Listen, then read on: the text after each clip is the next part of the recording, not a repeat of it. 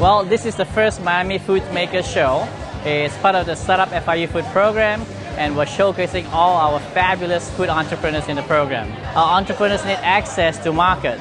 So the best way for us to scale up and get them access to market is to host events. We started doing little mini private events for specific companies like Whole Foods and Chartwells, and then we realized why not just open it up to the public. The response has been fantastic.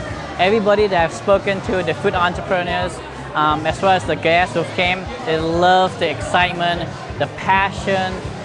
They really like to see the entrepreneurs and talk to the people who came up with the idea and the product, and they're getting great feedback from all of them. And FIU is opening those doors for us to be able to expose our product and our flavors to those who want to consume them in their house as well. So they basically teach you from start to finish what it is you need to do to make your business successful, to get your storefront if that's what you want, to get into retail, wholesale if that's what you want. Social media can only do so much, but events like this, where we can actually set up and people taste our cheesecake, I snagged 3 catering companies from this event just now.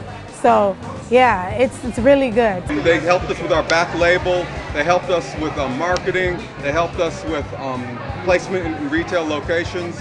I mean, it's just been a tremendous program to really take our business to the next level.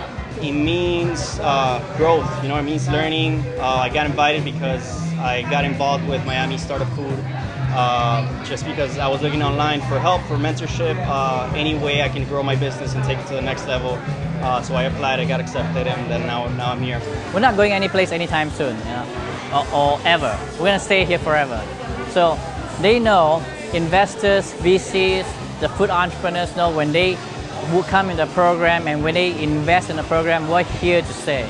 And we're very transparent about what it is that we do, what the outcomes are. We've had several entrepreneurs who were very excited but couldn't meet the outcomes.